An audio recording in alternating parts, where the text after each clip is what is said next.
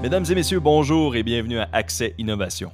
Accès Innovation est une série d'entrevues qui ont pour but de présenter les beaux projets et découvertes dans l'ingénierie de partout dans le monde. Le podcast sort sur YouTube, Spotify, Apple Podcasts et autres.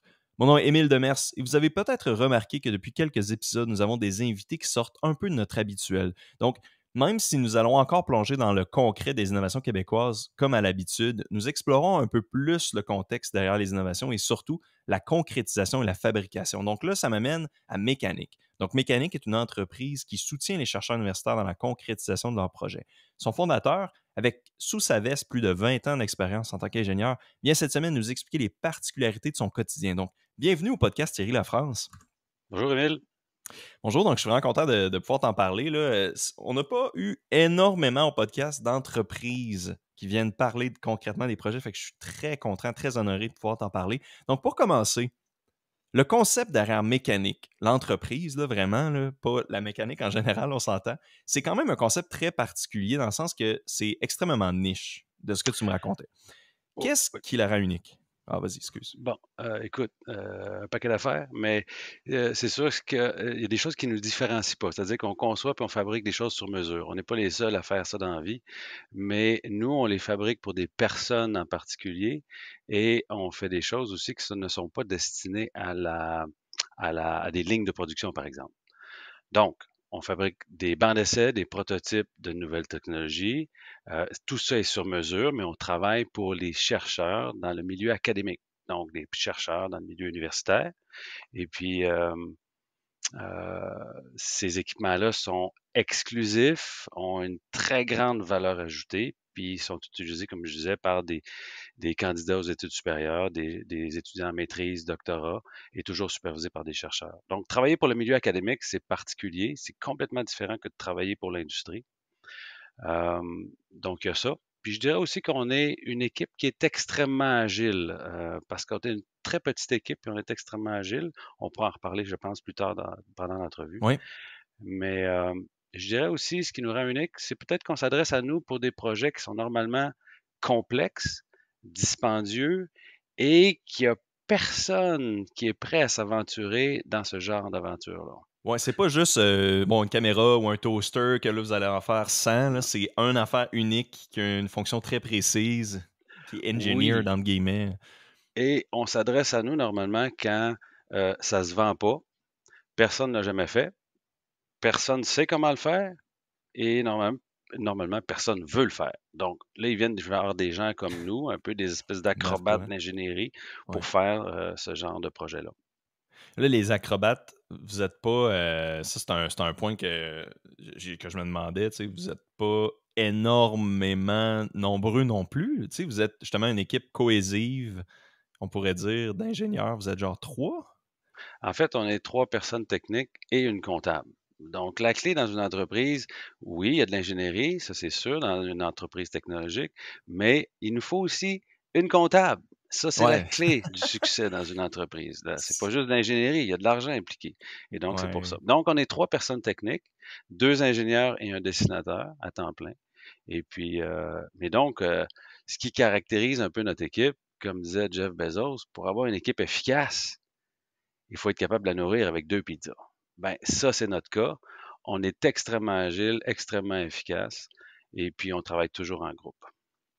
Ouais, ça, c'est quelque chose qui est intéressant aussi, justement, ouais, la cohésion. Puis, est-ce que par rapport à ça, tu sais, c'est un des points qu'on voulait aborder ensemble, tu sais, le télétravail, tu sais, c'est quelque chose qu'on parle souvent. Puis, tout ce que tu me disais, vous êtes une entreprise qui faisait du télétravail avant 90% des entreprises québécoises, j'ai l'impression, avant la COVID, tu sais, vous faisiez ça à l'avance. Fait que comment tu trouves que tu peux conserver la cohésion avec le télétravail?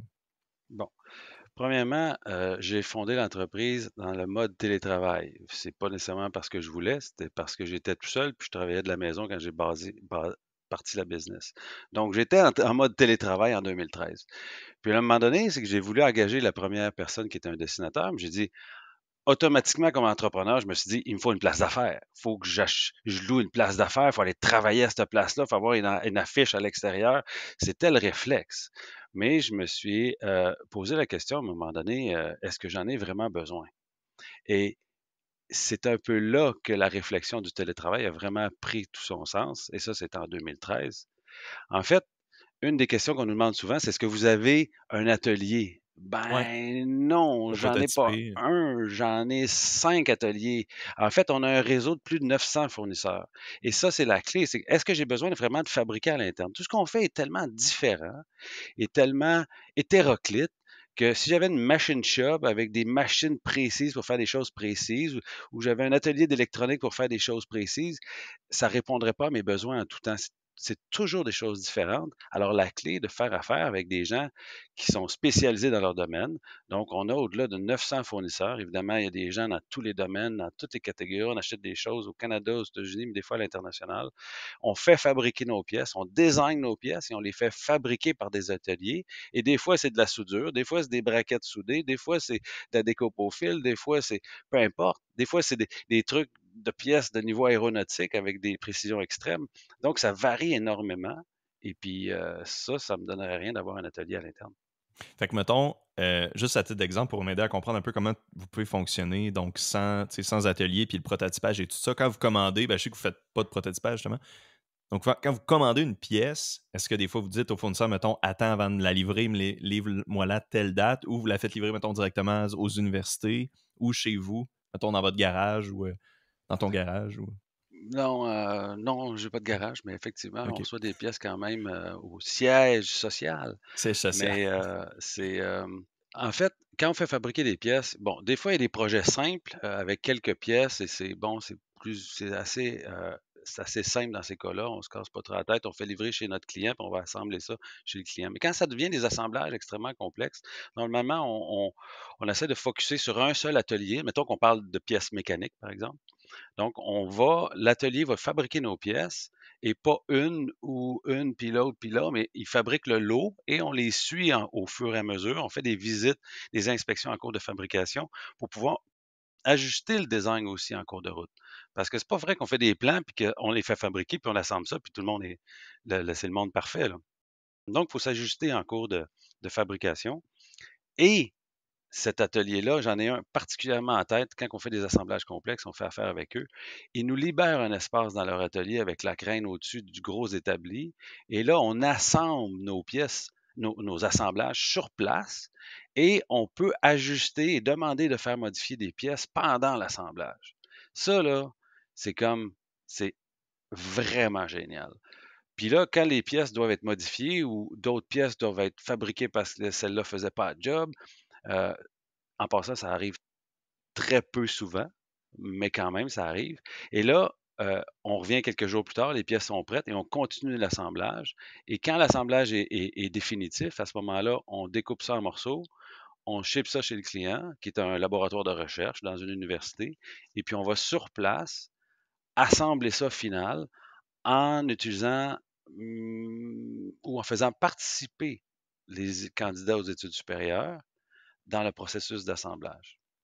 Il y a beaucoup dans ce que tu viens de dire que j'aimerais comme déballer, là, on pourrait dire unpack, là, que j'aime utiliser des fois dans le podcast. Tu sais, mettons, par rapport à pas avoir d'espace dédié que vous payez justement pour juste avoir un bureau, juste pour dire que vous êtes dans le même local. Tu sais, mettons, personnellement, avec le podcast, tu sais, je me suis souvent posé la question, tu sais, ça vaut-tu la peine d'investir dans un studio? Bon, parce qu'un studio, c'est pas dans une pièce dans mon appartement. Je dédie pas, mettons, une pièce complète, mettons, d'un 4,5. Là, par exemple, ma conjointe, là, elle travaille dans le même bureau. Il faut faire des trade-offs pour faire en sorte que ça marche. Mais là, tu te mets à regarder des prix, mettons, pour des studios, pour des, des 1,5 ou des 2,5, whatever. Puis c'est tellement cher par mois. Mettons, pour un podcast, nous, on ne génère pas de revenus. Là. On fait vraiment ça plus pour le fun de. Donc, l'idée de vraiment, j'aime ça l'idée de juste dire, OK, on est tout en télétravail, puis ça, on règle la question là. Puis là, tu vois, je savais même pas que vous faisiez affaire avec des entreprises où justement vous demandez, mettons, du soutien dans l'assemblage, ou vous faites assembler, mettons, des morceaux là-bas, puis vous allez là-bas, puis vous le faites. Tu dis un pont roulant, mettons, pour aider, tu sais, les gros morceaux pour monter tout ça. Ça, c'est quand même intéressant. Ouais, vas-y. En fait, on peut faire on a fait des pièces ou des montages extrêmement complexes, extrêmement dispendieux, qui étaient tout petits, Ouais, mais on va jusqu'à des assemblages qui sont énormes de plusieurs tonnes avec des précisions aussi extrêmes. Donc, OK. dans ce genre de contexte-là, je peux pas avoir un atelier pour répondre à tout ça. Je peux pas Ouais, avoir tous les outils pour fabriquer ça. assembler ça. Alors, ce qu'on fait, c'est qu'on a nos outils d'assemblage, nos, euh, nos pipe wrench, nos Marteau. ratchets, nos tournevis, nos marteaux, nos punches. Mais ça, on amène ça à l'atelier, mais ils nous font une place. Mais ça, pour arriver une situation comme ça, euh, on n'est pas dans un mode, toi, tu es mon fournisseur, je te donne des plans, fabrique-moi ça, fais-moi le meilleur prix, puis that's it, là. Là, on parle de développer dans ce réseau de fournisseurs-là. Bon, on n'utilise pas ces 900-là à tous les jours, mais il y en a un certain nombre avec qui on crée, en fait, en tout temps, on crée une relation de confiance. Et quand tu établis cette, cette, euh, cette façon de faire-là, ben, et que tu fais contribuer et participer les gens, à ce moment-là, ils sont non seulement intéressés, mais passionnés par les projets qu'on fait. Puis en plus, la nature de nos projets est tellement flyée, c'est de l'innovation là, de haute voltige, ben, que les gens ont envie de contribuer, de participer à ça. Fait que c'est quand, mettons, tu soumissionnes, mettons, des fournisseurs sur des grosses pièces, puis que tu leur donnes le soutien qu'ils demandent. Tu sais, des fois, moi, je fais, mettons, soumissionner des pièces dans le cadre de mes travails, tu sais, c'est tout le temps de mes travails passés. Tu sais, c'est tout le temps, OK, ben, des fois, il y a des affaires que les soumissionnaires, ben, les fournisseurs veulent pas te dire qui peuvent vraiment les aider. Fait que là, des fois, c'est comme essayer de deviner un peu qu'est-ce qu'ils aimeraient. Des fois, j'essaie d'être ouvert puis de leur poser des questions. Fait que, tu sais, j'imagine que c'est un peu ça que tu parles pour établir une relation de confiance. Moi, je cherche pas nécessairement le meilleur prix. Je cherche quelqu'un qui va pouvoir m'accompagner pour résoudre des incertitudes technologiques ou des enjeux d'ingénierie. Et puis, donc, je sélectionne, on va les appeler ces fournisseurs-là, mais qui deviennent en même temps des partenaires. Je les sélectionne et on établit une relation d'affaires qui est gagnant-gagnant. Et puis ça, c'est complètement différent que d'aller en appel d'offres pour obtenir un meilleur prix. Parce que là, ce qu'on fait, nous autres, on cherche pas à avoir notre client Ouais, ne cherche pas à avoir le meilleur prix. Il cherche à trouver quelqu'un qui est capable de faire cette patente-là impossible. Et le prix est un enjeu, évidemment. Mais ça, c'est une autre question. On s'arrange pour confirmer ces budgets-là en avant-projet et tout ça. Mais une fois que le budget global est confirmé, à ce moment-là, on a la latitude dans le choix des fournisseurs, dans le prix des choses pour arriver à l'objectif. Donc, c'est une logique un peu différente. C'est pas une logique du meilleur prix, ouais. c'est une logique de trouver quelqu'un, Mais, donc mécanique, ouais. qui va pouvoir s'occuper de ça, avec des fournisseurs qui sont prêts à s'engager dans cette incertitude-là aussi. Ouais. Fait que c'est OK, ouais, c'est plus la qualité qu'on va aller chercher ou plus l'ingéniosité, le savoir-faire et tout ça Ouais. qui est vraiment plus une priorité, là. Et la capacité de s'adapter en fonction des surprises. Parce qu'on en a des surprises. Puis là, c'est pas. Donc, c- en fait, on fait des projets qui sont à prix fixe, mais à envergure variable. C'est-à-dire qu'il y a un objectif scientifique à atteindre, il y a un budget fixe, mais le scope ou l'envergure de la patente qu'on va faire, ben, il faut respecter les objectifs scientifiques et budget. Donc, vu qu'on ne peut pas augmenter l'argent, puis l'objectif scientifique, on ne peut pas normalement le diminuer, ben, à ce moment-là, c'est le scope qui va s'ajuster. Mais ça, c'est pas n'importe quel. Quand on parlait de la particularité de mécanique, c'en est une. C'est on fait des projets à prix fixe, mais à scope variable. Et nos fournisseurs s'ajustent et sont prêts à s'engager dans cette dynamique-là avec nous. Évidemment, c'est nous autres qui supervisent l'affaire pour s'assurer que tout le monde est content, mais c'est une dynamique qui est unique. Quand tu parlais il y a des projets qui sont beaucoup plus gros que d'autres. Un de ces exemples-là, j'imagine, c'est un des projets que j'aurais aimé te parler, que tu m'avais parlé à l'avance, que c'était correct, là, le Breathing Wall. Là, que, honnêtement, je connais pas grand-chose sur ce Breathing Wall-là, mais de ce que je sais, c'est assez gros. Tu sais, il y avait des entrées, je pense, des entrées d'eau, il y avait comme des échanges avec les infrastructures de l'université. Est-ce que tu pourrais nous parler un peu comment ça se concrétise? Fait qu'est-ce que, mettons, dans le projet du Breathing Wall, peut-être, premièrement, nous expliquer un peu de quoi il s'agit, mettons, au niveau académique, puis niveau, après ça, pratique, comment ça se fait, comment ça se concrétise? C'est sûr que c'est pas le plus gros et le plus lourd banc d'essai qu'on a fait, mais c'est quand même de dimension appréciable. C'est quelque chose qui fait à peu près 15 pieds de long, 8 pieds de haut, 4 pieds de large. Ça pèse peut-être une tonne. C'est d'un point de vue Quand même. académique ou scientifique, on va dire, cet équipement-là, c'est le nom du chercheur, c'est Salman Craig, avec ses étudiants et ses étudiantes. dont principalement une de ses étudiantes au doctorat, qui sont qui ont redécouvert une ancienne technique de ventilation des bâtiments qui était utilisée au 19e siècle et qui ne nécessitait pas de moyens mécaniques, pas de ventilateur, pas de et surtout, je dirais pas de ventilateur. Donc, OK. c'est une façon par l'air chaud qui monte, l'air froid qui descend, de créer de la ventilation et de créer des échanges de chaleur dans un bâtiment. À ma connaissance, l'hôpital Victoria est équipé de systèmes comme ça à l'époque. Et ils Hmm. se sont un peu inspirés de ça. Ils revisitent cette ancienne technique-là et pour la mettre au goût du jour. Mais l'avantage de cette nouvelle ancienne approche-là, c'est que tu diminues de façon drastique euh, l'impact environnemental ou l'empreinte carbone des bâtiments qu'on construirait avec cette approche-là. Fait que c'est comme à l'eau, dans le fond? C'est-tu un peu ça? Non, c'est une façon de canaliser l'air chaud et l'air froid pour la faire se OK. déplacer dans le bâtiment et de créer des courants d'air. OK. Mais maintenant, je ne suis pas le scientifique, Ouais, c'est ça. Ben, c'est ça, mais ouais, je veux pas trop. Je veux pas te mettre on the donc spot. moi, ce que je peux te dire, c'est qu'on connaît les objectifs scientifiques de façon générale et le chercheur nous demande, écoute, moi, ce que je voudrais créer, il me demande souvent des choses qui sont relativement complexes et un peu déconnectées de la réalité ou dont il ne mesure pas nécessairement la complexité ou le coût. Alors, nous, on réussit à trouver une balance avec eux pour atteindre leurs objectifs scientifiques tout en respectant le budget, non pas qu'ils ont, ou normalement, c'est plutôt le budget qu'ils pensent pouvoir aller chercher. Donc, on essaie de marier les deux. Et dans leur cas, si on regarde la base de ce banc d'essai-là, parce que si on fait un sketch sur une napkin, là, c'est pas compliqué, cette machine-là. Et c'est sûr que dans la mise en œuvre, c'est une autre paire de manches, mais c'est pas compliqué. C'est qu'il y a deux circuits de ventilation. Il y en a un primaire qui il y en a un primaire et un secondaire. Le primaire, en fait, c'est comme si on créait une température, des conditions atmosphériques de température et d'humidité équivalentes à ce qu'il y a à l'extérieur d'un bâtiment. Donc, on peut aller relativement froid. Donc, ben, en fait, on ne va pas dans le négatif, mais on va à peu près de 5 degrés jusqu'à 40 ou 50 degrés. Donc, on peut aller de frais à très chaud et on peut contrôler l'humidité à l'intérieur de ce circuit primaire-là avec, en ajoutant de l'humidité et en la retirant aussi. Donc, on contrôle température, humidité avec une extrême précision. Et les changements aussi peuvent se faire très rapidement. Donc, on a une température, une humidité extérieure.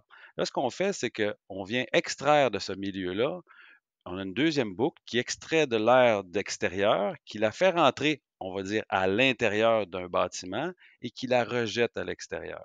C'est-à-dire qu'on revient de la boucle primaire, on extrait de l'air et on la retourne dans la boucle primaire.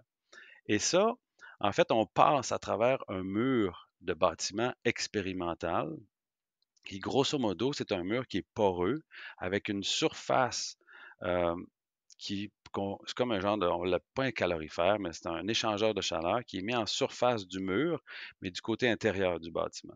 Et là, lui, ce qu'il disait, ce qu'il voulait, c'est ce mur expérimental-là, il peut varier en épaisseur, en matériaux, en porosité, et la plaque qui va permettre le transfert de chaleur peut varier de différentes façons aussi, différentes températures Interchangeable. interchangeables, Mm. et on veut créer à travers ce mur-là un delta P, ou on veut soit imposer un delta P ou imposer un flot d'air. Donc, nous, la machine, c'est que, évidemment, en plus de créer les conditions atmosphériques requises extérieures, on, on contrôle le delta P et on parle de très faible pression. On parle de 0 à 15 pascal. C'est très, très, très faible. Donc, mais il faut un contrôle d'une extrême précision et on peut contrôler aussi en débit la quantité d'air qui passe à travers le mur poreux. Donc, c'est à peu près ça, en gros. Fait qu'on simule un mur d'une bâtisse. Là. Moi, je le voyais breathing wall. C'est comme c'est un breathing system. Là. Je veux dire, je parle plus comment là je le perçois versus comment je pensais que j'allais le percevoir au début. Fait qu'on vient simuler les conditions extérieures, les conditions intérieures, puis le mur entre les deux. Fait que tout ça, c'est comme un système qui se tient tout seul, puis qui peut faire des tests avec ça après ça, Oui, essayer d'établir leur modèle. Mais tu vois, Parfait. quand on dit les conditions intérieures, en fait, c'est que là, ils établissent, en fait, dans la boucle secondaire, il y a un volume qui, là, simule comme l'intérieur du bâtiment. Et là, ils utilisent le breathing wall et l'échangeur de chaleur en surface pour extraire de l'air extérieur et faire en sorte qu'à l'intérieur, on ait une température donnée. Fait que là, c'est eux autres, ils jouent avec les paramètres. Là, cette machine-là permet de contrôler tous les paramètres en manuel ou de contrôler en semi-automatique où on dit set ça à telle température, ou même mieux, on peut setter une température fixe, mais on peut faire, et puis c'était un des objectifs, de faire des cycles. Parce qu'on sait ce qu'ils veulent faire, c'est simuler, par exemple, sur une semaine ou sur un mois, les variations de température extérieure entre des changements de saison ou pas, et de faire en sorte de pouvoir garder la température intérieure du bâtiment et regarder les Wow. performances de cette Ouais. nouvelle approche-là. Comment ça se convertit? C'est ça ressemble à quoi? Tu sais, fait que mettons, fait que je vois quand même si je comprends qu'il y a beaucoup d'expérimentation de leur côté, une fois qu'ils ont leur jouet, là, je vais appeler ça, mettons, pas un jouet, mais leur jig de test, tu sais, c'est comme, vu qu'ils peuvent interchanger les morceaux, c'est pour ça que j'appelle ça un jouet, là. Mais moi, ce que je me demande, donc, puis ça arrive un peu à ce qu'on disait tantôt, que vous ne faites pas nécessairement de prototypage, donc, il y a quand même des aspects de ça que tu dis, on doit contrôler un certain delta de pression assez petit. Il y a des critères d'ingénierie que vous avez chez Mécanique pour designer ça qui sont assez difficiles. Donc, comment vous faites pour faire ça, mettons, sans prototyper? Donc, est-ce que vous utilisez des modèles numériques? Est-ce que vous utilisez votre ingéniosité, votre intuitivité, peut-être un mix de tout? Comment un peu ça se développe, tout ça? Bon, on n'utilise pas d'intelligence artificielle. On n'a pas trouvé encore la façon d'utiliser ça Ouais. dans notre processus de design. Mais possiblement, là, en tout cas, je ne suis pas fermé à l'idée, mais c'est sûr que ce qu'on fait est toujours basé énormément sur l'instinct et l'expérience. On s'aventure dans l'inconnu à toutes les fois, là. Il n'y a aucune référence, on ne sait pas comment faire ça, et il y a un budget limité. Euh, je donne un exemple. On avait, par exemple, pour générer les conditions atmosphériques, il fallait refroidir et réchauffer. Comment créer une température stable dans le temps sans avoir de variation autour du point de consigne? Bon, on voit ça, il y a des façons de faire, mais normalement, quand on veut refroidir, on prend un système, on prend un compresseur, un système de réfrigération, puis là, mais tu vas avoir des variations. Mais comment t'assurer que cette variation-là n'existe pas autour du point de consigne? Bien là, il y a des trucs qu'on a développés, qu'on a essayé, qu'on a développés. Il y a des contrôles de procédés qui permettent d'atteindre ça. Puis c'est pas juste des PID normales, c'est un peu plus compliqué que ça. Et en plus, quand tu rajoutes de l'humidité là-dedans, hop, là, ça vient tout débalancer le système. Il y a énormément d'inconnus, mais pour développer ce genre de choses-là, et on parle de spécification aussi, euh, c'est l'expérience et l'instinct. Et les spécifications sont jamais clairs. Évidemment, on établit une base lors de l'étude de faisabilité en amont du projet. Donc, avant son financement, on établit un peu des spécifications qui sont réalistes, mais, euh, mais ces spécifications-là, au départ, sont jamais fixes. Et par exemple, si le chercheur nous demandait, je vais avoir plus ou moins 0,01% de stabilité, mais je vais dire, je ne sais pas ce que je suis capable de faire. Je vais faire le mieux que je peux et je connais la contrainte qu'on va avoir le mieux. Et donc, je vais trouver une façon pour atteindre pas la perfection, mais s'en approcher. Quelle va être la valeur? Je ne le sais pas. On va la savoir quand on va mettre la machine C'est lorsqu'on va faire ça. la mise en service. C'est ça, c'est un point intéressant, c'est ça. Donc là, ce que je comprends, c'est qu'il n'y a pas nécessairement, surtout dans ce cas-là, il n'y a pas nécessairement vous ne faites pas nécessairement un modèle MATLAB de tout ça. Ça dépend un peu, là, ou des FEA. Fait que là, on construit la machine, puis une fois qu'elle est construite, OK, on va faire peut-être des petits tweaks, puis on va s'assurer que tout fonctionne comme on pensait, mais. Oui. Mais tu as abordé un point, en fait, on parle de simulation. Euh, c'est sûr qu'on fait de la simulation de base, là, surtout en mécanique. Donc, on travaille avec SolidWorks, on utilise les outils SolidWorks pour faire des vérifications, tu sais, de base quand on n'est pas trop sûr ou quand il y a des aspects critiques. Mais sinon, au niveau de la science, au niveau des simulations reliées à la science d'équipement ou de ce qui veut être réalisé, à ce moment-là, c'est pas nous autres les scientifiques, c'est pas nous autres les experts. Nous autres, on est des généralistes. Les experts, ce sont les chercheurs avec leurs étudiants et c'est eux qui vont faire ces simulations-là numériques pour venir confirmer ou orienter nos choix. Ça arrive à l'occasion. Pas toujours, mais des fois, ça arrive. Fait que vous avez un back and forth, c'est ça, avec les étudiants, avec les directeurs de recherche, ou je sais pas si ça s'appelle comme ça. OK. Fait que là, mettons, dans ce cas-là, ce serait un bon moment pour te poser la question. Donc, avant de te poser quelle sorte d'embûche tu rencontrerais dans ce corps de projet-là ou d'un projet similaire, est-ce qu'il y a des choses qui ont mieux été que vous pensiez? Tu sais, à l'inverse un peu des problèmes qu'on pourrait s'imaginer. OK, on l'a fini, le Breeding Wall. Là, hey, ça, c'est surprenant, mais on s'attendait pas à ça. Mais en le faisant, on se rend compte que l'échange est vraiment mieux qu'on pensait, la précision est vraiment mieux qu'on pensait, je sais pas. Ben, on est toujours surpris avec le résultat de nos machines. C'est parce qu'il y a toujours un Ouais. doute. À partir du, on est toujours dans l'incertitude jusqu'à temps, non pas qu'on démarre la mise en service, mais une fois qu'on a terminé la mise en service, jusque-là, on se demande même, la machine actuellement, quand on l'a partie pour la première fois, on se demandait même, est-ce que ça va fonctionner à la hauteur de nos attentes, mais aussi des attentes du client, du chercheur. Ces attentes, souvent, sont très élevées. Mais écoute, ça m'est jamais arrivé d'arriver en dehors du target. Puis plus souvent qu'autrement, le chercheur est émerveillé parce que la seule main-d'œuvre que le chercheur a, ce sont ses étudiants gradués. Et leur expérience pratique et de terrain en ingénierie, même s'ils étudient en ingénierie, est souvent très limitée. Et ils ont ce manque d'expérience-là, avec le manque de contact avec les fournisseurs, l'industrie, le processus d'approvisionnement, des projets qui sont multi-dimensions avec multi-spécialités, on tombe rapidement dans des affaires qui sont rapidement déçues quand ils font ça eux-mêmes. Alors, quand nous, on arrive, normalement, c'est un, c'est spectaculaire. On Ouais. est à l'autre extrémité du spectre. Ça se concrétise tellement vite parce que, tu sais, on voit beaucoup de. Ben, écoute, dans le podcast, on a beaucoup d'invités qu'on a eu, tu sais, qui ont fait des maîtrises, des doctorats, qui nous parlent de ça. Puis, tu sais, ils disent souvent, j'ai l'impression, tu sais, c'est difficile c'est souvent difficile comme projet, surtout les doctorats. Parce que c'est ça, tu dois faire un gros projet, c'est long, tu as tout ça sur tes épaules. Les directeurs sont là en soutien, les professeurs sont là en soutien. Mais moi, ce que je trouve intéressant un peu de mécanique, c'est que ce qui arrive, c'est que j'ai l'impression que des projets de maîtrise, souvent, ça a comme au début, bon, c'est très abstrait. Là. Souvent, on essaie des choses, on essaie de développer des modèles, puis on s'imagine que dans plusieurs années down the line, ça va peut-être pouvoir se commercialiser ou se fabriquer. Mais moi, mon impression, c'est qu'avec Mécanique, on vient déjà en faire une bonne shot de ça. On vient déjà aider beaucoup la fabrication, la concrétisation. On vient déjà un peu. OK, c'est quoi qui marcherait, c'est quoi qui marcherait pas? Je sais pas. Si t'es d'accord, ta face me dit que peut-être pas, là, mais. Euh, c'est que faut faire la différence entre science et ingénierie. Et il y a une grosse différence. Les gens ne font pas nécessairement la différence. Même les chercheurs eux-mêmes ne la font pas nécessairement. C'est la science, c'est élaborer des concepts, c'est calculer, c'est simuler, c'est analyser, faire des essais, analyser les résultats, des hypothèses et tout ça.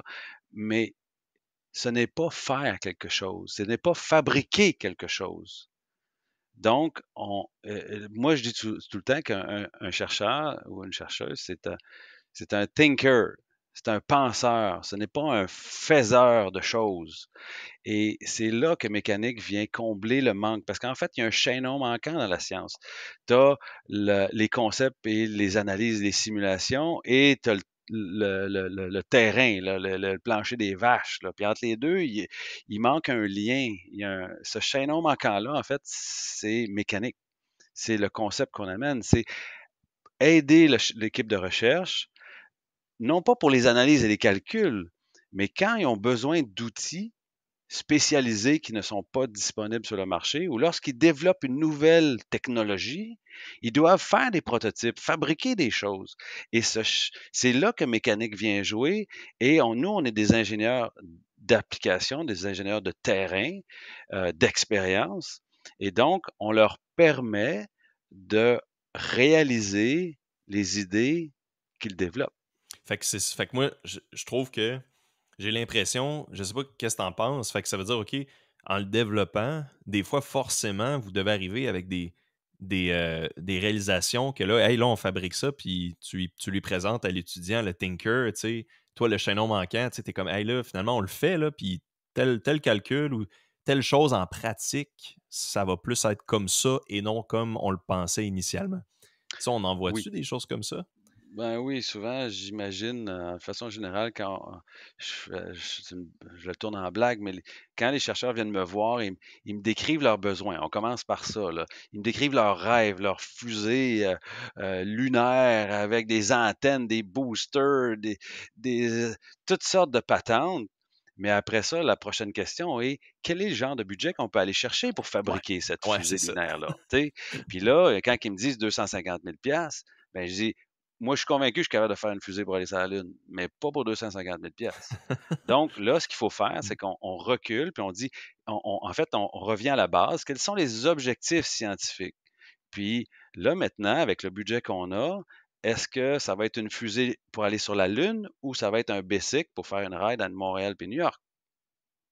Ben, ça finit souvent avec le BESIC, avec un jump, puis on s'en va à New York. Puis là, on va avoir l'objectif de se déplacer va être rencontré, mais puis tout ça va rencontrer le budget qu'on a, et puis on va rencontrer les objectifs scientifiques.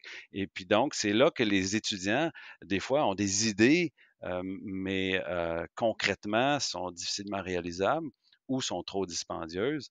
Et souvent aussi, il y a d'autres approches ou d'autres façons de faire auxquels, étant donné qu'ils n'ont pas assez d'expérience, ils n'ont pas assez vu de choses dans la réalité, ben, à ce moment-là, c'est ça qui est trippant. Parce que je saute sur une autre dimension, c'est que si on prend ces projets-là, qui normalement, ça devrait être des étudiants en maîtrise doc qui font ça, puis tu donnes ça à des gens comme nous autres, ben, ça serait une erreur fondamentale.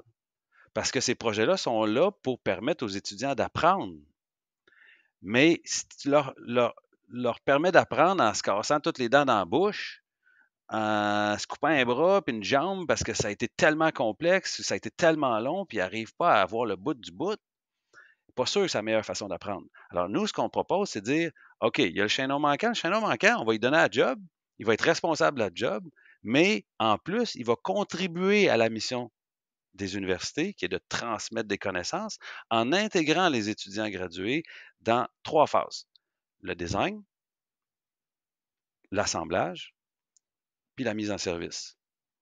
Fait que là, les étudiants se retrouvent à être en contact avec des ingénieurs d'expérience et là, ils apprennent quelque chose de concret. Ils voient des vrais plans, ils voient des vrais concepts, des, des, des, des vraies machines. Ils viennent avec nous visiter l'atelier d'usinage pour leur voir les pièces, poser des questions, vérifier s'ils sont d'accord.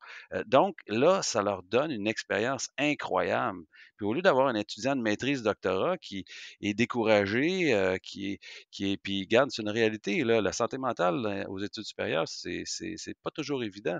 Au lieu d'avoir des étudiants qui capotent, qui ont de la difficulté, ben là, ils peuvent se concentrer vraiment sur leur expertise, qui est la science, et ils sont épaulés par des ingénieurs d'expérience. Et ils collaborent avec nous autres, puis c'est extrêmement gratifiant pour nous autres, mais ça fait des projets tripants, là. J'ai l'impression que en plus d'être gratifiant, c'est ça pour eux, puis de leur permettre d'apprendre, ça rentre un peu dans ce que tu disais tantôt avec l'agile, puis c'est peut-être un bon moment pour se segouer dans ce sujet-là, un peu les boucles de rétroaction que vous faites, mettons, entre vous, chez Mécanique, puis après ça, les boucles de rétroaction avec les étudiants, selon moi, ça rentre tout dans des définitions de l'agile. Puis après ça, peut-être qu'on peut aussi parler de la mise en opération, qui est une des 3 phases que tu as mentionnées, là. Je suis content que tu as mentionné les 3 phases, là. Design, assemblage, mise en opération. Donc, est-ce que vous effectuez, puis là, quatrième, j'ai comme posé plusieurs questions en une, là, mais je pense que ça rentre tout dans la même ligne de pensée. Est-ce que vous effectuez une quelconque maintenance sur les appareils ou sur vos autres réalisations? C'est quoi un peu votre... Je pense pas, là, tu sais, j'imagine que vous livrez ça, puis on fait le petit tweak nécessaire, on répond au cahier des charges, puis c'est pas mal tout, mais tu sais, comment ça se représente? En fait, oui, on est un manufacturier d'équipement, OK? On s'entend là-dessus. Sauf qu'on ne travaille pas pour une chaîne de montage. On travaille pour des laboratoires de recherche. Et moi, je le sais très bien que quand je fabrique une machine puis on la livre dans le lab, 2 semaines après, ils vont vouloir faire des trous dedans, rajouter des bébelles, modifier telle affaire. Et c'est pas pour rien.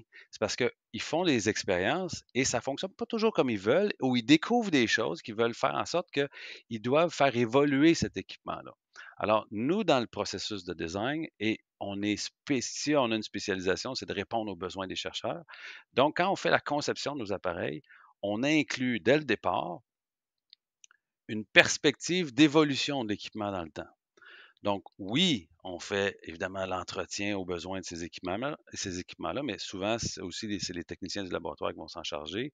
Mais lorsqu'ils veulent faire évoluer l'équipement, lorsqu'ils veulent ajouter des features, lorsqu'ils veulent modifier des choses, on est toujours disponible pour les accompagner parce qu'on est, oui, un fournisseur, mais on est aussi un partenaire. Donc, on les accompagne dans toute la vie utile de cet équipement-là ou la vie utile de ce projet de recherche-là pour les aider à atteindre leurs objectifs.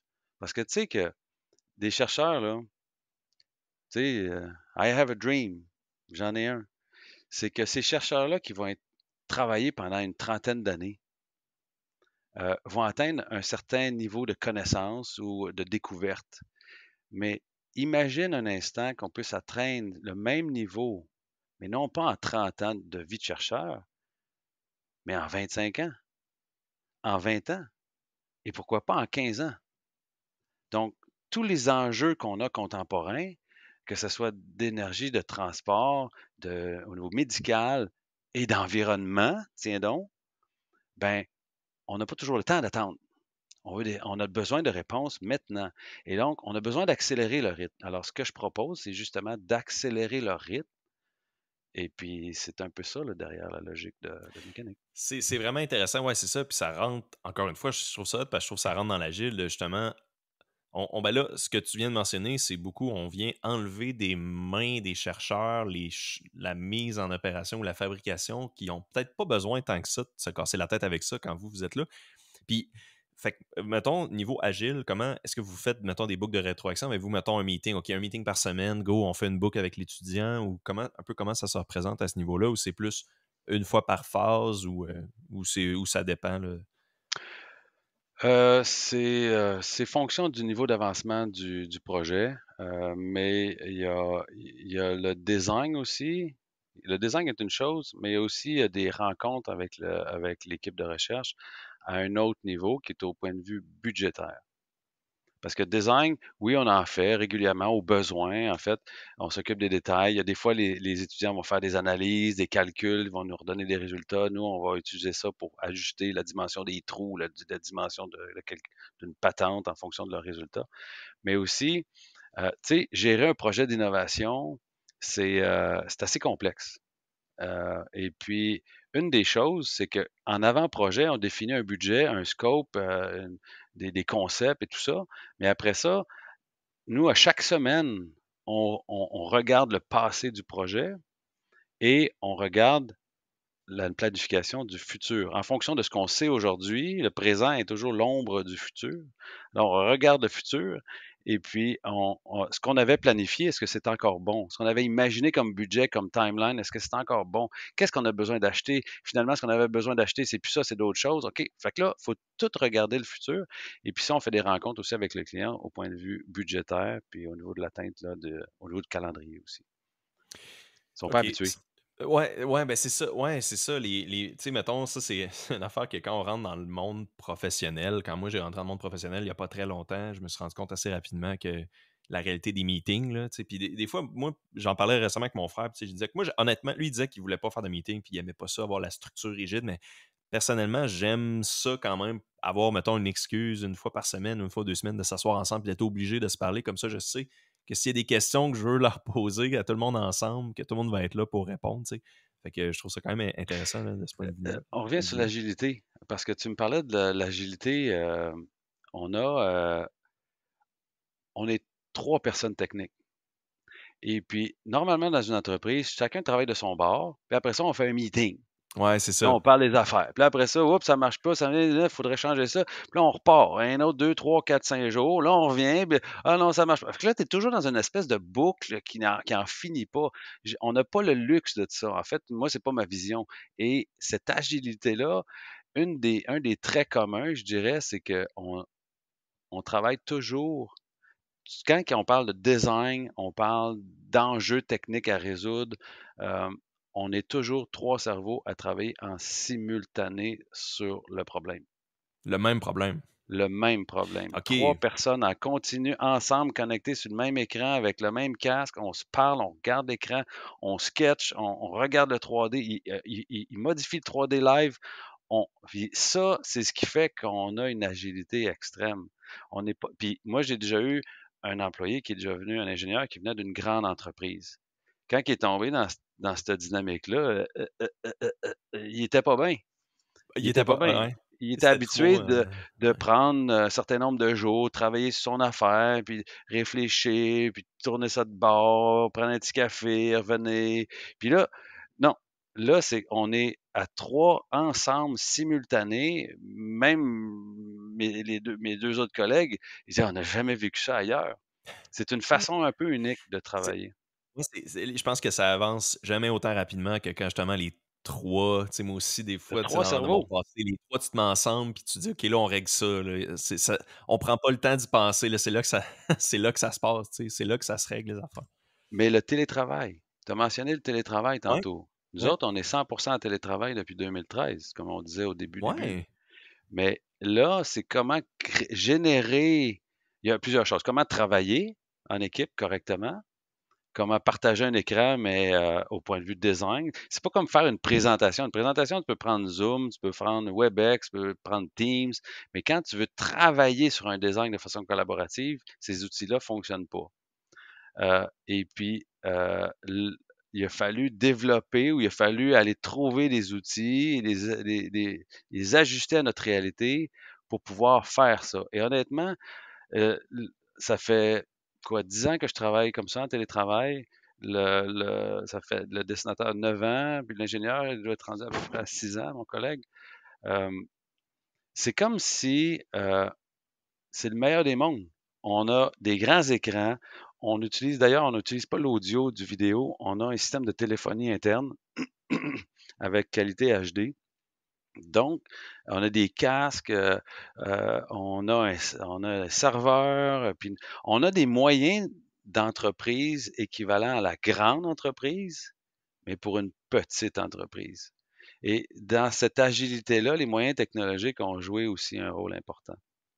Comment tu le mentionnes, on dirait la ligne téléphonique, ça me fait un peu penser au téléphone rouge, là, entre mettons, le président de la Russie et le président des États-Unis, là. J'ai l'impression que vous avez comme une ligne, c'est-tu un peu ça? Vous avez comme une ligne indépendante, pas reliée, mettons, nécessairement à Zoom, que tu peux tout le temps appeler quelqu'un comme un Ben, téléphone, mais Quand, HD. tu appelles dans une entreprise, normalement, tu as un système automatique qui répond ou tu as quelqu'un live qui répond puis qui transfère sur une extension. Quand tu appelles chez Mécanique, c'est la même chose. Puis ça sonne sur les téléphones aux bonnes places. Et puis quand on s'appelle, on fait des conférences internes. Puis c'est avec du son HD. Fait que l'espèce de présence du son est excellente. On utilise rarement la vidéo pour se voir. On a développé une espèce de sixième sens où la présence de l'autre est comme ça va de soi.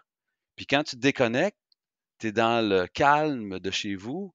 Et puis, mais on se parle, on se fait des rencontres comme ça, des fois qui peuvent durer 2, 3 heures. Des fois, on se parle, je sais pas, moi, 10 fois par jour, facile. Fait qu'on est continuellement, on est comme si on Ouais, était dans c'est le ça. même bureau. Ouais, Donc, mais c'est ça. faut avoir les bons moyens technologiques, puis il faut aussi ajuster aussi notre façon de gérer l'équipe. C'est pas, puis c'est difficile de changer une philosophie d'entreprise pour la rendre comme la nôtre. Mais nous, on a commencé comme ça, puis c'est ça notre philosophie. Puis écoute, tu gères pas ton personnel ou tes collègues ou ton équipe par la présence à son poste de travail. Tu changes ton approche, Ouais, puis là, tu es les plus dans un livrables. mode livrable, Ouais. résultat. Il y a aussi une partie instinctive là-dedans. Puis d'après ça, il faut créer une cohésion dans l'équipe. Et là, tu fais des activités en dehors. Puis dans notre cas, on assemble nous-mêmes, mon collègue et moi, ingénieurs, c'est nous autres qui assemblons les pièces avec nos outils. Fait qu'on on sort du bureau, on assemble nos pièces avec nos outils dans les différents ateliers, dans les laboratoires. Fait que là, c'est cette dynamique-là qu'on crée. Puis de temps en temps, on va jouer au paintball ou on va au spa ou Activité, on va ouais. au go-kart, tu sais, puis Mais c'est ça. mais mais tu sais, mais je trouve ça intéressant. Fait que là, moi, je me pose la question, tu dis que vous ne mettez pas votre caméra, donc comment vous faites, mettons, pour partager? Est-ce que vous partagez votre écran, mettons, quand vous travaillez sur un concept, vous modifiez le cadre en live? Est-ce que vous faites juste un partage d'écran ou c'est un outil spécialisé quelconque, c'est pas Teams ou, tu Yeah, sais, nous comment ça autres, on fonctionne? utilise TeamViewer. OK? J'utilise ça depuis le début. C'est utilisé surtout par les gens à TI pour faire du contrôle à distance, mais il y a une fonction meeting là-dedans qui a des particularités, exceptionnelles. Tu sais, dans les autres outils, on a le tableau blanc où tu peux dessiner des choses, mais tu peux pas avoir tout le monde qui interagit en même temps. C'est un après l'autre, puis tu sais, c'est comme un peu lourd. TeamViewer a une fonction et ça, c'est notre outil, on utilise WebEx pour nos rencontres, présentations avec les clients, des choses comme ça, mais pour le travail collaboratif, TeamViewer, sa fonction meeting est imbattable. Pouvez-vous dessiner comme les commentateurs sportifs par-dessus l'écran? Parce que ça, Zoom avait ça, puis j'aime tellement cette fonction-là, puis c'est dommage que Teams ne l'a On pas, n'a là. pas besoin. OK, OK, bon, On n'a pas j'ai besoin dit parce que ce qu'on va faire, c'est qu'il y a quelqu'un qui va ouvrir un Paint. ouais. Puis Ah, OK, là, on va aller, là, on partage pas dans son partage, mais là, on donne le contrôle à l'autre, puis là, l'autre va sketcher, l'autre aussi, chacun son tour. Puis après ça, whoop, on enlève le contrôle, l'autre prend ça, tasse ça, modifie le modèle 3D, tu sais, puis, mais OK. aussi, ben, voilà. Ben, non, mais ouais, c'est ça, bon, OK, c'était juste une petite parenthèse, là, ça, je voulais pas, j'étais juste curieux. Puis là, écoute, parce qu'on parlait de télétravail, je suis juste curieux, la perception du télétravail avant et après la COVID. Tu sais, moi, là, avant la pandémie, quand tu sais, j'ai pas été sur le marché du travail longtemps avant le début de la pandémie, là, mais le télétravail, c'était un peu comme, OK, le gars, il va télétravailler cet après-midi, c'est annoncé, c'est comme un peu connu de tous qu'il va peut-être pas tant travailler, là. C'était comme Mhm. ça, comme le feeling Oui, que ça va j'avais. foirer chez eux. Ça va, ouais, ça va. Il faut qu'il fasse de quoi là, chez eux. Fait que là, tu sais, il l'annonçait, tu sais, c'était pas caché. C'était juste, ah, moi j'ai de quoi cet après-midi, fait que je vais peut-être juste être en télétravail. Mais là, on dirait que depuis après la pandémie, ça a comme totalement changé de ton. Puis vous êtes là depuis 2013 en télétravail. Fait que comment toi tu trouves que ça a changé la perception du télétravail? Tu trouves-tu que ça a légitimisé votre manière de travailler? Ou Ben, tu absolument. trouves-tu qu'au. OK, bon, ça a légitimisé, puis Puis as-tu. Ouais, c'est ça. c'est Bon. exactement ça. Ça a légitimé ma façon de voir, ma façon de penser.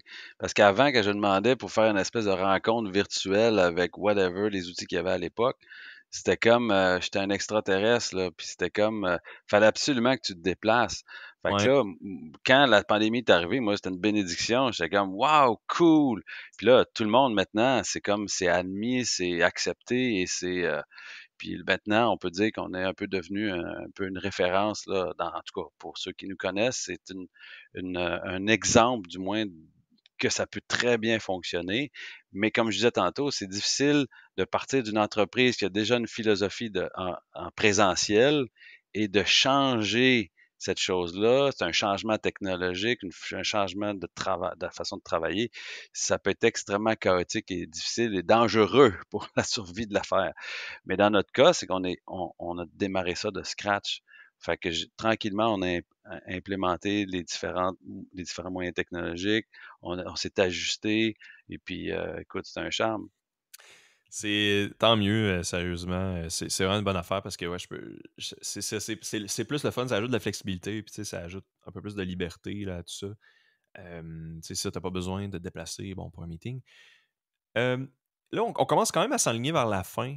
Il restait quand même quelques petites questions, puis il y en a une qui englobe un peu tout ce que. Un des gros points qui restait, c'est que votre temps de développement, le temps de conception, assemblage, mise en production, je trouve qu'il est très court. Quand je voyais ça, je capotais un peu. Je trouvais ça quand même impressionnant. C'est peut-être juste parce que je manque d'expérience. Peut-être que c'est des projets qui sont peut-être pas autant complexes que je les vois, mais mettons, le Breathing Wall, je pense que tu me parlais à peu près 1 an de développement. Puis ensuite de ça, bon, OK, 1 an. Puis là, après ça, vous êtes quand même juste 3 dans l'entreprise. Fait que là, vous avez Puis des phases. on n'a pas juste un seul projet en même temps. On peut en avoir 3, 4, 5. OK, bon, multi-projet. Fait que, tu sais, comment vous faites? Bon, c'est ça. Je comprends que vous êtes proche. Je comprends que vous avez le téléphone rouge, tu sais, du Kremlin à la Maison-Blanche. Mais quand même, comment vous faites pour aller autant rapidement que ça? Tu sais, sais-tu, OK, peut-être que c'est le fait de ne pas prototyper. Ça peut être, parce que prototyper, on sait que ça peut être quand même long. Ça peut être des mois de recevoir, mettons, une pièce, ça peut être 3 mois usinée, je sais pas. Fait que là, peut-être que couper ça, ça aide un peu. Mais, Hmm. ouais. Euh, je dirais que de façon générale, le design, on fait ça de façon séquentielle. Ça, j'ai pas trouvé de nom encore pour cette approche-là. Puis il y a peut-être le design thinking qui se rapproche un peu, mais c'est quand même une façon de designer qui est comme quelque chose d'un peu particulier.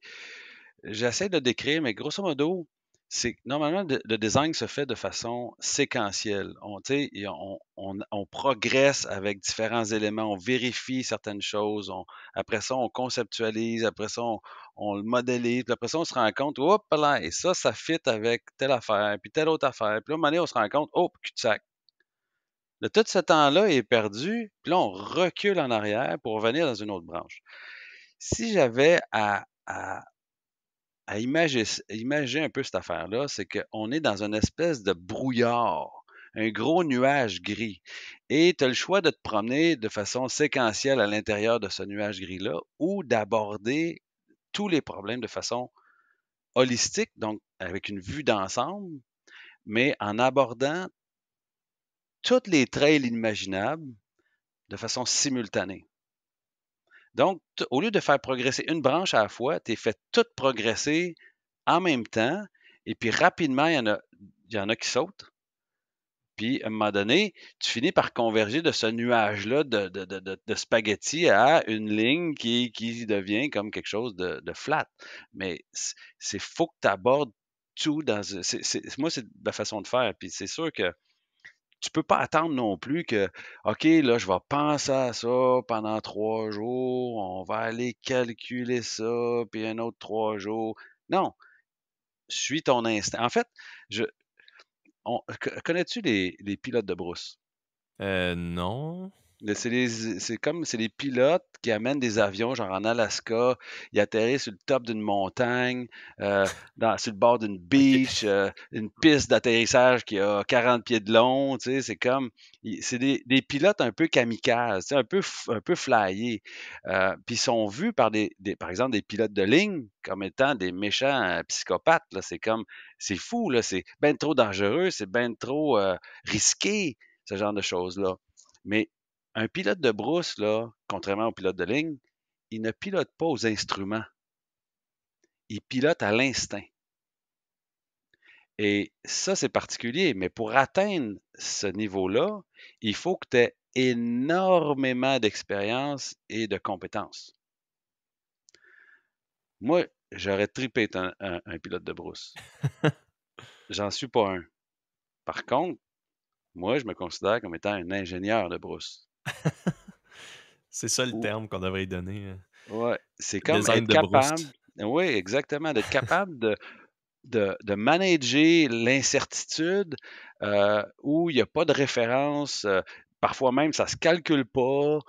Donc là, il faut faire appel à notre instinct qui est évidemment basé sur l'expérience. C'est pour ça que les gens avec qui je travaille, ce n'est pas des finissants en génie mécanique ou en génie électrique. C'est des gens qui ont un minimum de 10 ans d'expérience. Donc, où tu as vu des choses, tu en as fait, tu as fait des erreurs, puis là, tu arrives, puis là, tu peux un peu plus suivre ton instinct et piloter sans instrument. Fait que c'est comme un peu comment je le vois, tu sais. Puis ça, c'est quelque chose que personnellement, j'essaye, c'est ça, avec les années, d'essayer de plus en plus comme être plus confiant à comprendre faire ça, mais c'est de dire, tu as plusieurs systèmes à développer qui doivent tous fonctionner harmonieusement ensemble. On pourrait dire, mettons, des sous-systèmes et de faire avancer chacun d'eux à petits pas en même temps d'une manière très floue, sans que ça soit très final, juste pour voir si ça va se rendre puis Exactement. que tu n'atteignes pas de cul-de-sac. Puis là, quand tu n'atteignes pas de Ex- cul-de-sac, là, tu vas Tu as dit le mot, c'est que dans c'est le jamais détail. clair, Ouais. t'as jamais un chiffre précis, c'est toujours dans le flou. Mais à un moment donné, tu commences à voir, tu développes ton sentiment que tu es dans la bonne voie ou pas, puis dès que tu commences à avoir un doute que ça n'a pas de bon sens, paf, ça saute. Puis des fois, ça peut prendre 10 minutes, non? C'est pas une semaine, c'est pas un mois, là, c'est très rapide. Fait que là, à un moment donné, ben, tu fais sauter rapidement des avenues qui sont comme non pertinentes ou des fois trop risquées. Parce qu'on est extrêmement, on fait de l'innovation là, à full pin, là. On crée des affaires flyées, mais dans certains cas, je me rabats sur des approches qui sont un peu plus conservatrices, qui sont quand même très innovantes, là, mais qui sont un peu plus conservatrices parce que j'ai le sentiment que aller dans une avenue, une avenue donnée, serait beaucoup plus risqué. Je ne peux pas arriver au bout d'assembler cette machine-là, le breeding wall, là, puis je peux pas prendre le risque que quand on va partir ça marche pas. Donc, je vais tout faire pour... ça va être d'innovation capotée. Mais dans certains cas, j'ai choisi des approches un peu plus conservatrices pour m'assurer à l'instinct qu'on va atteindre les objectifs. Ouais, ça, des fois, je pense que les gens. Je pense que ça, c'est comme. Il y a beaucoup de gens dans leur design, c'est ça, qui implémentent beaucoup de mesures de sécurité comme ça. Souvent, les systèmes sont. Ben, j'oserais imaginer souvent très béton à ce niveau-là parce qu'il y a tellement de degrés de sécurité où c'est ça qu'on veut. Tu sais, ça me fait juste penser un peu à l'inverse de ça. Des fois, tu sais, en designant dans mes expériences passées, en designant des systèmes ou en voyant un peu comment des choses avaient été designées avec des analyses de risque, euh, on se rend compte un peu de l'importance des manuels de sécurité, de lire les avertissements qui sont mentionnés parce que ces avertissements-là, des manuels, des fois, sont ultra importants. Puis là, mettons, ma conjointe, j'ai acheté un tapis de marche là, pour qu'elle marche avec son standing desk. Puis là, en partant, moi, je lisais les mesures de sécurité parce que là, il sentait comme le brûler, le tapis. Là. Puis là, j'étais comme là, là, faut l'huiler finalement, il faut l'aligner, tu sais, il y a comme des choses qu'il faut que tu fasses que peut-être qu'il y a quelqu'un qui n'aurait pas pris le temps de lire le manuel de sécurité, n'aurait pas checké. Tu sais, ça, c'est comme l'inverse de bien faire des designs. Là, tu sais. Il y a peut-être une affaire particulière, c'est qu'il y a une différence entre un produit de masse Oui, ouais, c'est ça. ou Ouais. un produit qui est utilisé sur une ligne de production manufacturière versus un banc d'essai ou un prototype d'une nouvelle technologie dans un laboratoire de recherche. Dans le laboratoire de recherche, c'est sûr qu'on fait des affaires qui fonctionnent, mais c'est jamais la perfection parce qu'on a designé un puis on a fabriqué un. Mais je dis tout le temps qu'on n'est pas exactement au centre du bullseye, mais on est sur le bullseye. Fait que ces imperfections-là sont acceptées et c'est sûr que des fois, il y a des zones d'incertitude, sans dire qu'on néglige les aspects de sécurité. Il y a une zone où on peut prendre des moyens particuliers, entre autres au niveau sécurité, pour euh, assurer la sécurité, mais donner la latitude que le chercheur a besoin. Bon, Mhm. je- C'est c'est ça. correct, non, mais t'as raison, puis ça fait plusieurs fois qu'on revient comme là-dessus. On dirait que c'est un peu un thème récurrent de l'épisode, tu sais, c'est que mécanique, un peu ce que vous faites, c'est vraiment des produits ultra niches, c'est ultra spécifique, c'est pour des projets précis. C'est pas de la production de masse, c'est pas des toasters, c'est pas des iPhones, là, tu sais, c'est tellement spécifique et précis que on peut se permettre certaines latitudes, puis il y a d'autres défis un peu qui embarquent là-dedans. Fait que, ben écoute, j'ai vraiment été content de pouvoir t'en parler. Ça conclut pas mal pour ce que je voulais te demander. Y avait-tu des points qu'on n'avait pas pu aborder que tu aurais aimé parler ou tu es satisfait avec ça? All set. Alors, le 7? Excellent. Donc, écoute, ça conclut l'émission pour aujourd'hui. Merci énormément pour ta présence, Thierry. Donc, encore une fois, c'était vraiment cool. Je suis vraiment content qu'on ait fait le tour de ça. Puis, j'ai l'impression qu'on a quand même vraiment bien fait un beau package de toutes les choses. Tu sais, on s'était parlé un peu à l'avance. Tu sais, on voulait voir un peu de quoi on voulait parler. Puis, je trouve qu'on a fait un beau package très clean de tout ce qu'on voulait faire. Un beau cadeau de Noël parce qu'on enregistre ça. On est le 5 janvier. On est un peu après Noël, là, mais voilà. Donc, euh, merci surtout aux auditeurs d'avoir écouté Accès à Innovation. Pour plus d'informations, consultez nos pages Facebook et LinkedIn. À la prochaine.